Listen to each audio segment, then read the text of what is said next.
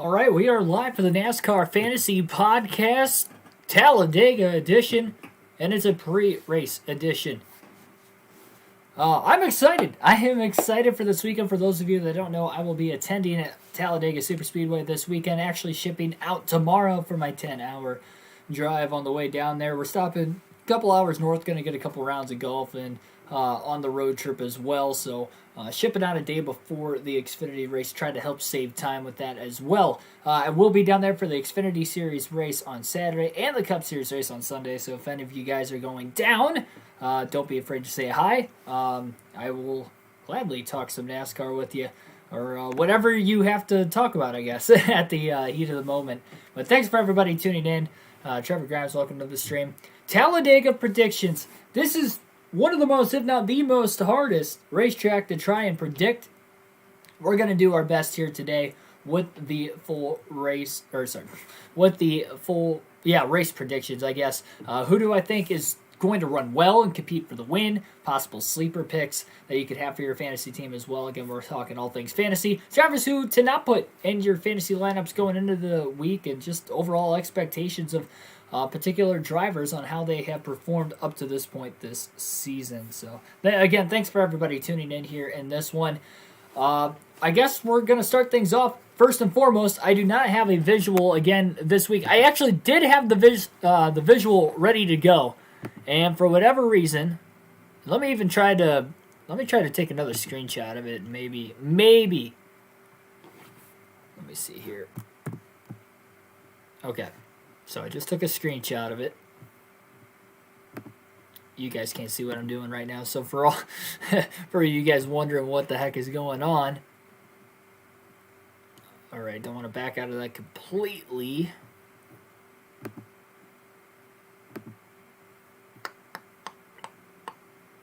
Dega, baby, indeed. Talladega. Talla-freaking-Dega.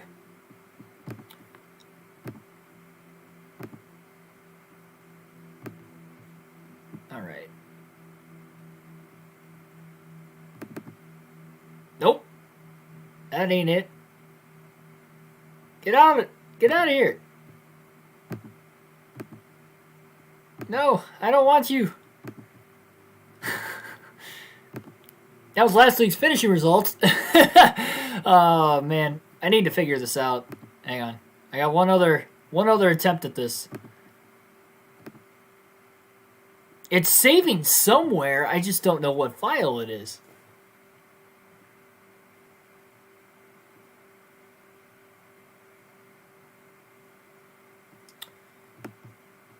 I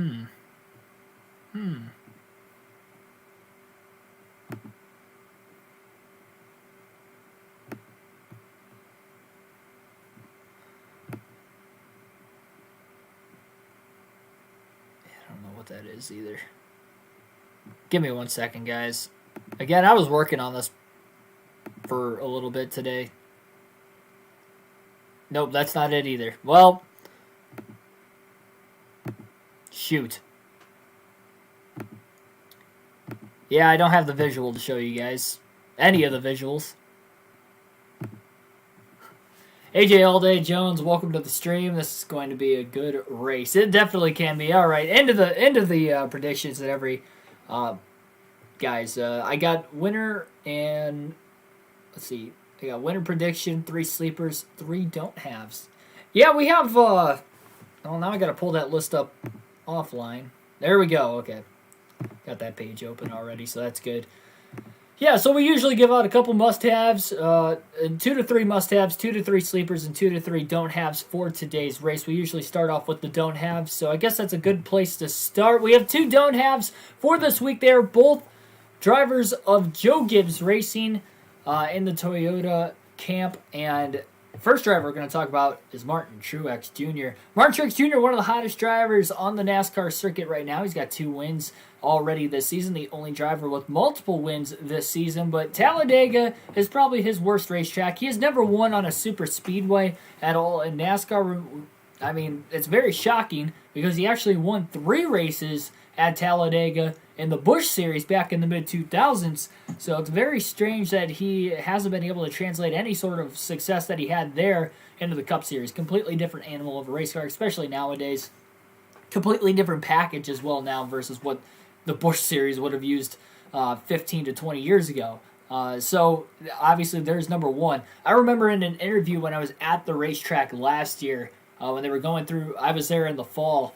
One of the post-race interviews that Martin Truex Jr. had was him saying, well, I should say it was him talking about not being able to run the package, or he's still trying to get used to this style of racing.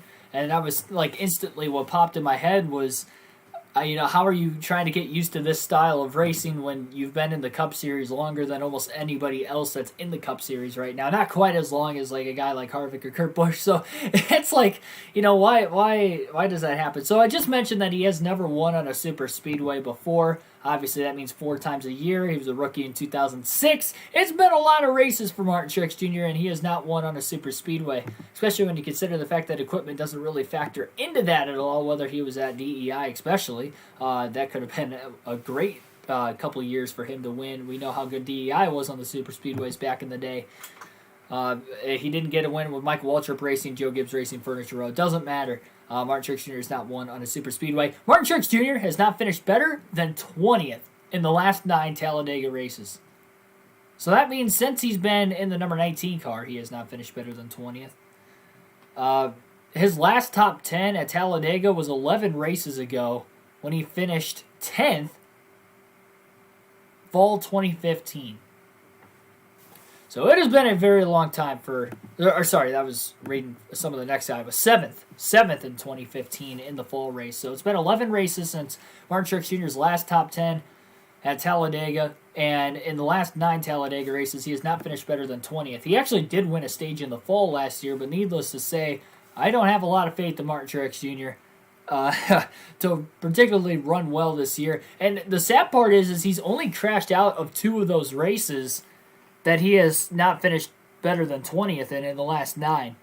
So he's still finishing the races. He's still staying out of trouble. He's just not up anywhere near the front to be in winning contention or to really score points on your fantasy team this week. You never know. It is Talladega after all. Anything could happen. But if there's one guy that you absolutely have to stay away from this week, it's Martin Truex Jr. If there's a second guy that you had to absolutely stay away from this week, out of the Toyota camp, racing for Joe Gibbs Racing, here's the next guy on the list. It's good old KFB, Kyle Busch. I do not have Kyle Busch in my lineup as well as Martin Truex Jr. this week. I don't think you should have Kyle Busch either. We kind of know the race that he had last year in the fall. He wrecked not once, not twice, but 3 times. I know none of it was of his own doing, but the man just hasn't seemed to have luck. He does have one career win at Talladega, but it was way back in 2009. Car Up Tomorrow, it was a different car, different package. At that point in time, there's a lot more. You're seeing more bump drafting now, I guess, with this package, but that was close to the tandem racing era of NASCAR. Not quite into it in full effect at that point, but they were getting close for sure. And that was on a repaved Talladega, too, so there was more bump drafting going on in that race for sure. Don't have Kyle Busch on my fantasy team. Here are the stats of why, outside of the fact that he hasn't won since 2009. But he does have one win there. It's not all about winning, especially when it comes to Talladega. It's a tough place to win, but Kyle Busch has only finished better than 19th twice in the last 7 races. He's only got 1 top 10 in the last 7 races at Talladega as well. We kind of know of Kyle Busch struggling compared to Kyle Busch form, not only last year, but the beginning of this year. He's still outside the top 10 in the regular season point standings. I know, again, that doesn't factor too much into Talladega and Daytona, these super speedway races, but I just wouldn't say that Kyle Busch is a must-have by any means. I wouldn't have him in your lineup if you could pick around him, that's for sure. I do think Kyle Busch will turn it on middle of the season. I predicted him to win 3 races this year, and I predicted him to not win a race until the middle portion of the year. I know we're getting close to the middle portion of the year, but not quite there. He did show speed at Richmond in the last race. It looked like if it wasn't for a speeding penalty, he might have had a shot to win it there on that last restart. Not Alex Bowman, because remember, Kyle Busch was in third, about 5 seconds off the lead when he had sped on pit road during those last pit stops of the day, or the second to last, I guess, technically, the last green flag stop of the day. But yeah, again, Kyle Busch, one top 10 in the last 7 Talladega starts, and he's only finished better than 19 twice in that 7-race stretch. Kyle Busch is a no-go. He had a rough really season last year, but that second Talladega race, man, that was brutal. He was so mad at the end of that race that he pulled it backwards off the racetrack. He was driving backwards on the infield. I remember when he pulled out. Probably pulled out of the track in a spot that you shouldn't have pulled out. I'm sure NASCAR probably talked to him about it after the race, but needless to say, Kyle Busch basically rage quit. I don't think the car could have went much further. It was still running, so it could have went further, I guess, but man, it was rough. You had to be there.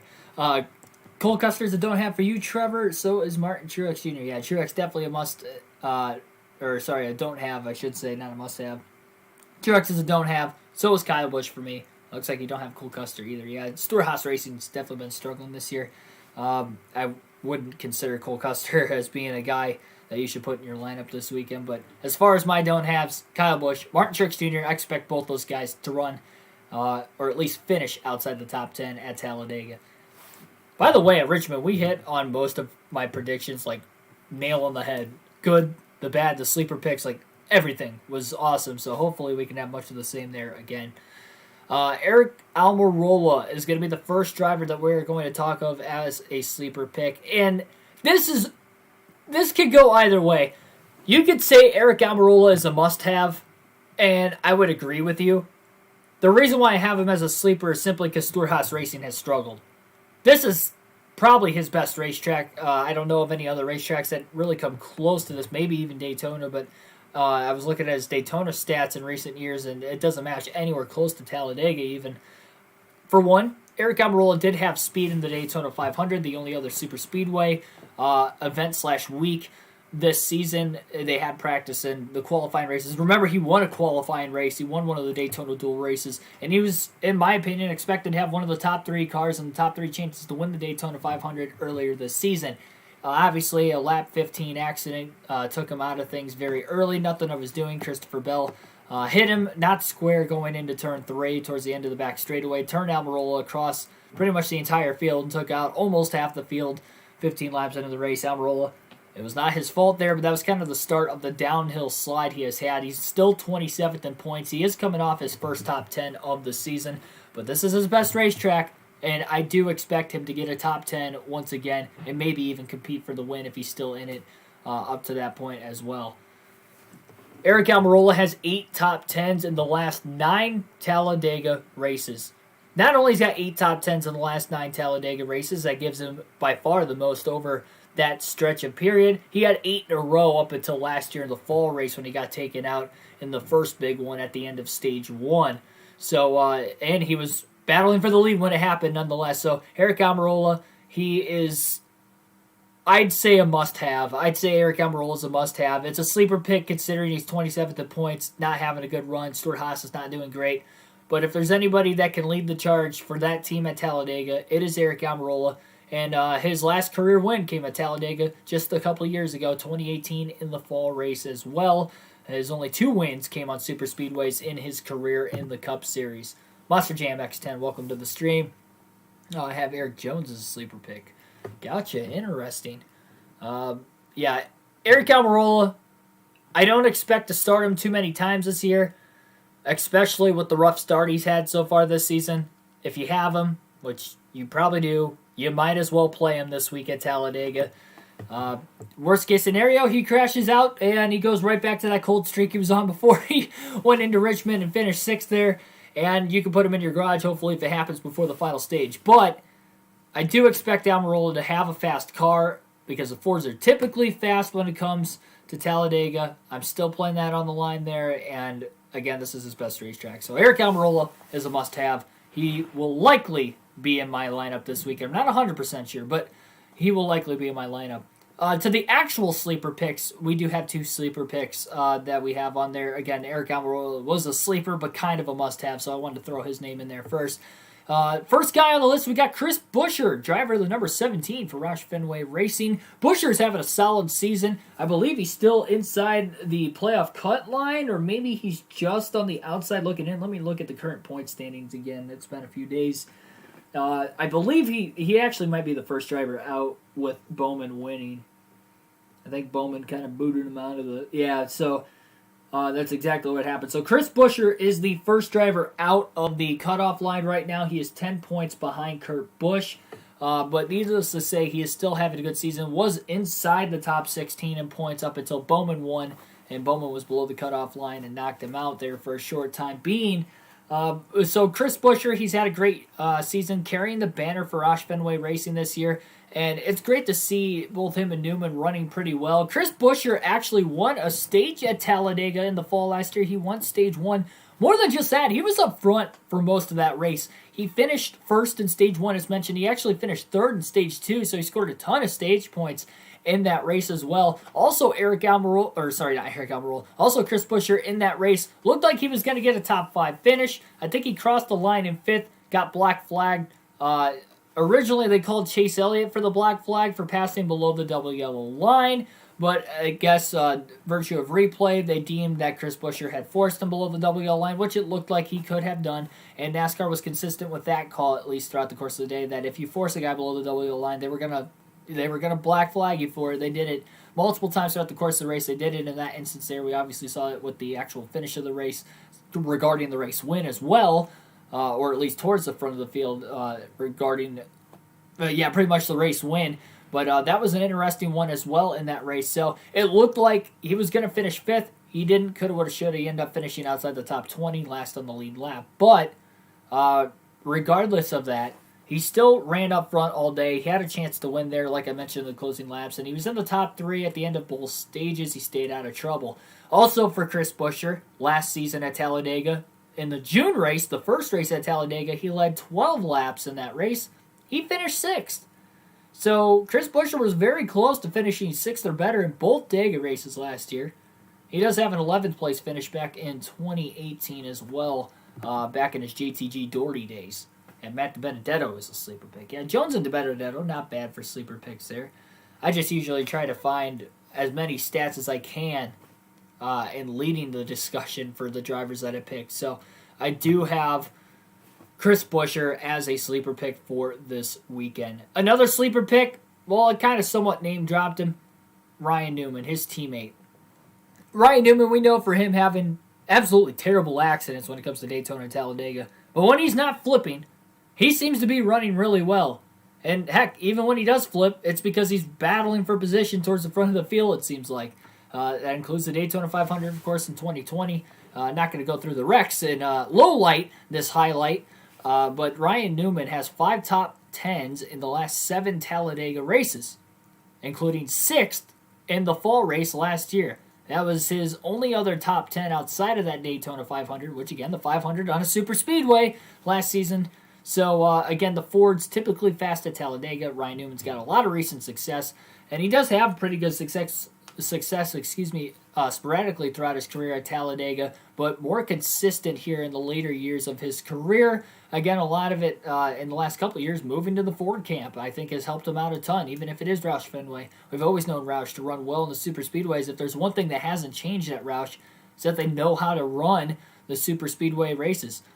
We've seen Stenhouse, by the way, winning that 17 car as well a couple times in 2017, so I would not be surprised if Chris Buescher is contending for the win late, as well as Ryan Newman. So right now, I expect Almirola to get a top 10, and I'm going to go out and say that Chris Buescher and Ryan Newman both get top 10s in this weekend's race. Got to see you at Mid-Ohio for the Cup Series Finals. Got to see you. Oh, yeah, for sure. That is coming up next on the channel. I have Ryan Blaney as a pick to win. Oh, boy, that's a good one. That's a good one. I guess that'll lead us into the must-haves for this episode of the podcast here. So the must-haves, I guess, we'll lead it into Ryan Blaney first, because you mentioned Ryan Blaney as your pick to win the race. He's my favorite driver. He's riding an absolute hot streak outside of Richmond in the last race where he finished 11th. He did finish 11th, at Martinsville too, but he won both stages in that race. Ryan Blaney was not particularly fast. He did score stage points at stage 1 last week at Richmond, but it was his worst racetrack statistically out of any tracks in the Cup Series, and he finished 11th with 6 stage points. So honestly, not a bad day, all things considered. He exceeded my expectations slightly, but he did exceed my expectations for that race, as he's been doing for most of the season. Ryan Blaney has won 2 of the last 3 races at Talladega, including back-to-back between the 2019 fall race and the 2020 spring race.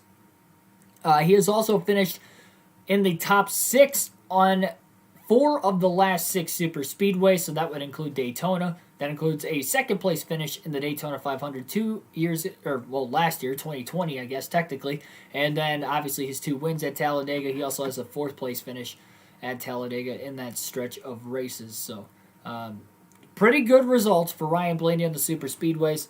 He will be a threat to win. Also, in that race last season, the one race he won last year, the spring race at Talladega, he also led the most laps, leading 63 laps in that race as well. He definitely had the best car and got the job done. Both photo finishes with that win. The guy who finished second in that Talladega race is another guy that I have as a must-have. So Ryan Blaney, Ricky Stenhouse Jr., I think you should have both those guys in your fantasy lineup. Now, I know Stenhouse you could consider as a sleeper pick. I have him as a must-have. I don't know what his average finish is exactly now, but I remember hearing on the broadcast exiting that race at Talladega in the spring where he finished second by a nose, they stated that Ricky Stenhouse Jr. has the second best average finish all-time at Talladega. Of course, he wrecked out kind of early in the race last year in Stage 1, so the average finish has probably gone down a little bit since then. But I likely still think he's well inside the top 10. I don't think it would have dropped him that far, maybe just out of the second slot. So going into that race, he had the second best average finish all time at Talladega, and he's got a lot of recent success there as well. And this is despite running for Roush Fenway. I know, again, I mentioned the Fords were fast, and he does have wins at super speedways, but obviously this is a knack for him. And probably the toughest era of super speedway racing, I'd say, with this current package. He's had success with the package. Again, 2017, his only 2 career wins both came on super speedways, July at Daytona, Talladega in the spring in 2017. So he's got a win at this racetrack as well in recent history. 5 top 5s and 6 top 10s in the last 9 Talladega starts for Ricky Stenhouse. And again, second place in the spring last year. Was very, very short of winning that race by inches to Ryan Blaney, my man that got the W that day. So I do have both Blaney and Stenhouse as must-haves, and then again, Eric Almirola is pretty much a 90% start, I feel like. Very near must-have if it was for his rough start. Also, JTG Doherty Racing, specifically Ricky Stenhouse this season, has done phenomenal. Ricky Stenhouse Jr. is in the playoffs if it started today. Ricky Stenhouse Jr. is 15th on the playoff grid. He's 14th in the regular season standings, and McDowell's behind him in points. But McDowell's in because he has won. Ricky Stenhouse Jr. is a very liable candidate to race for the win this coming weekend. I don't know what his odds are for Vegas, but I'd imagine that they are pretty good. Stenhouse, again, that team's had speed. He has not finished outside the top 18 all year, so he's finished 18th or better all season. He's only got the 1 top 10 that was at Dirt Bristol when he finished second, but that was within the last 3 races. They're carrying that hot momentum, that hot start. Stenhouse has definitely had a great season. We know this 2021 season be wacky, with maybe upset winners or drivers winning that we didn't expect going into the race to win or compete for the win. Don't be surprised if Ricky Stenhouse Jr. gets his 3rd career victory this weekend at Talladega. And the last guy, as the must-have on this edition of the Fantasy Podcast, is none other than probably the most obvious pick, Denny Hamlin. Denny Hamlin has proven himself time and time again why he is the best super speedway racer on the circuit. And he's also the best racer, in my opinion, this season. I had him number 1 on the power rankings list. That pretty much says it alone. He's my championship favorite through the first quarter of the season. He's got 8 top 5s in 9 starts this season. No wins to show for, but here at Talladega, at the most unpredictable racetrack, could be a pretty predictable winner. Denny Hamlin won the 2020 Talladega playoff race, so just last season. Last time we were at this racetrack, he got the win by a nose over Matt DiBenedetto. Of course, DiBenedetto ended up getting black flagged, but it was a 3-wide finish, so I guess he technically still won by a nose over then eventual second-place driver William Byron. For Denny Hamlin, outside of that win at Talladega, that is his only win at this racetrack. Daytona seems to be the better of the two super speedway racetracks for him. They do race a little bit different, despite the fact not too much different, but it is the same concept. Denny Hamlin also has 5 top 6s in the last 7 Talladega races. So although we know Denny Hamlin to be better at Daytona than Talladega, especially in recent years, he still is super strong at Dega. Again, 5 top 6s in the last 7 races. So 6 or better in the last 7, and then again that win in the fall. He is a 3-time Daytona 500 winner. He has won 3 of the last 6 Daytona 500s now. So just super speedway success as a whole. He's got 4 wins in the last 6 seasons, less than 6 seasons at Daytona and Talladega total. Expect Denny Hamlin to run towards the front pretty much all day. He had a very strong car here in the fall. He led a lot of laps as well as winning the race. I don't know if he led the most or not, but I know he led a lot. Him and Logano both led a lot that day. But I do have Denny Hamlin as a must-have for this race. So Denny Hamlin, Ryan Blaney, Ricky Stenhouse Jr., and potentially Eric Jones as must-haves. I do think all those guys will easily get top 10s. In the races. Well, I wouldn't say easily for Almirola, but I'd say considering his season. But the other 3, I do think they will get a top 10. I will say Almirola will get a top 10 for my predictions there. Sleeper picks. I also predict that Ryan Newman and Chris Buescher will get top 10s. A lot of Fords, I think, are going to be running towards the front. We've seen those blue ovals very, very strong. Daytona and Talladega, and even really Talladega more so often than Daytona. And the 2 don't haves that I will not have in my fantasy lineup, and drivers that I don't think you should have in your fantasy lineup this weekend include Kyle Busch and Martin Truex Jr. I do not expect those guys to get top 10. So that is my full in-depth predictions. Now, who do I think is going to win this race this weekend at Talladega? Well, that crop is going to come out of the must-haves. You guys can kind of tell that I'm not predicting Eric Almirola to win the race, though, because I'm not 100% sure I'm putting him in my lineup because of the bad luck, but I think you got to play the trends right. He'll probably be my lineup anyway come time on Sunday. I definitely got to make sure I get my lineup in before I go to the track, because I remember the Wi-Fi not being that great at the racetrack when I was there last year. I remember having trouble trying to pull up my mobile tickets, too. Like, I was standing like a half hour outside the gate just, looking at the same T-shirts over and over again that I wasn't going to buy because I was waiting for my mobile ticket to upload, and I thought I was potentially going to miss the start of the race. I didn't. I got in there like 45 minutes before the start of the race, but the fact of the matter is I got there almost 2 hours early, and I was waiting for quite a while to get those tickets uploaded. So I know when I get there this year that I'm not going to have that same issue. Anyway, back on track.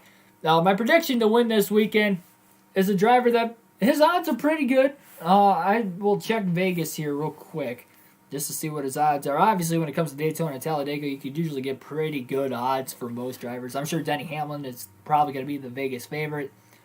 So I wouldn't necessarily bet for him if you're a betting person, unless you absolutely think he's going to win, which he very well could. Maybe he can go back-to-back at Talladega like Ryan Blaney did a couple years ago as well. Let's see here. Let me go to sports. Let me go to futures. Motorsports. There we go. Top of the list. Odds to win the Geico 500. So Hamlin's 6-1. Blaney's 9-1. Oh, even Logano's favored ahead of Blaney. Well, Logano's been good this season, so I can see that. Yeah, Kyle Busch is 16-1, but I don't expect him to run well. Martin Truex Jr. is 22-1, despite having a hot start this season, but I still don't think you should pick him. Eric Almirola is 14-1. Not bad odds. But the guy I'm going to go with to win this race is one of the must-haves, Ricky Stenhouse Jr.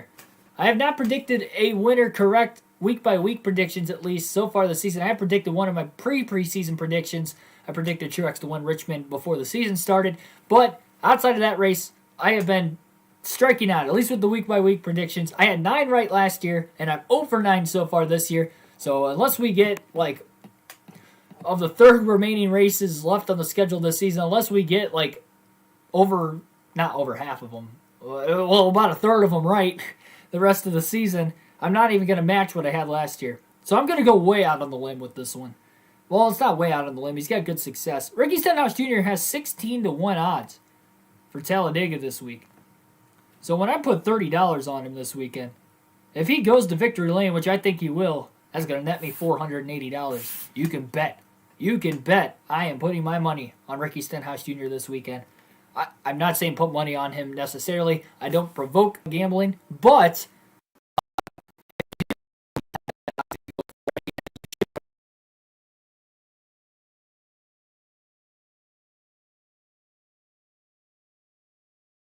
Talladega.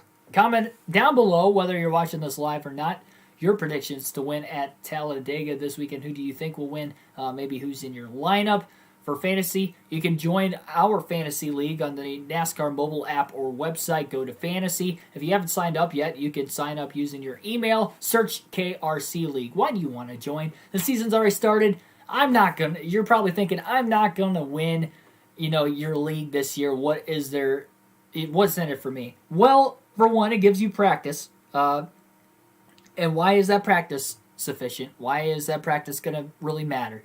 Because we have a contest where if you win the regular season champion, as well as the playoff championship, so there's 2 chances to win. So even if you're not going to catch up in the regular season, you can get some practice, figure out how the fantasy works. Playoffs come around, you get a shot at the contest as well. If you win, I will buy 2 tickets to any NASCAR race of your choosing in 2022, excluding the Daytona 500, and I will buy you 2 tickets, again, one for you, one for a friend or a family member that you want to go with. If you are under the age of 18, you do have to have adult supervision if you do win the contest, so I do have to talk to an adult before you get your tickets, but regardless of the fact, you do have a chance to win, possibly twice. Maybe you win both of them if you're already in the league. That's very well possible. You can get 2 different races of your choosing, and I will try to get out to that race as best as I can. If you live on the West Coast, it's going to be a little harder for me. I do want to hit California next year. But other races on the West Coast, I will try to make it happen. But again, you have to beat me too, I guess, technically. I'm giving my own money up. I'd be damned if you didn't have to beat me to do it. I think I'm sitting 3rd in points right now, so I'm still right up there towards the top. So my advice that I'm giving you on a weekly basis should be paying you guys some dividends, especially in recent weeks. I mean, we've been on an absolute hot streak, not only with the fantasy team, but I've outside of Dirt Bristol, 3 of the last 4 races, we've absolutely nailed the predictions. Must-haves have competed for the win, and the sleepers have been getting top 10s like Austin Dillon last week, and hopefully Ryan Newman and Chris Buescher again this weekend. So again, look out for those Roush guys.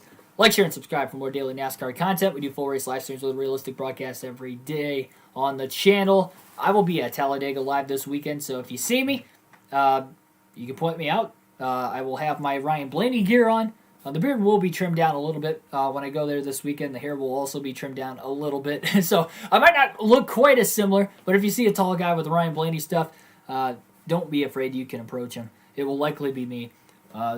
I'll see you guys back here for the podcast. Maybe on Monday. It's going to depend. We usually do Monday after the race. Obviously, with going to the race on Sunday and traveling back home on Monday, it's going to be tough. But we'll see how that'll work out next week when the time comes.